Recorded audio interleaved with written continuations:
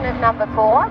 They'll be performing a loop, and what they're looking for now is exact angles. So at the top, Paul is watching out of his right wing through a whip. Left wing, sorry, through a whip.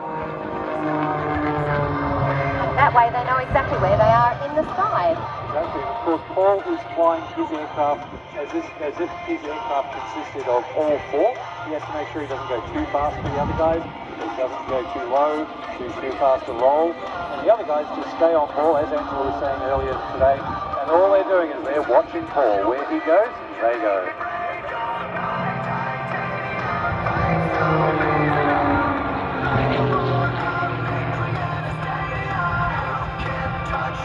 Glenn Collins working really hard down in that slot position to stay right where he's supposed to be, from low and slightly behind Paul.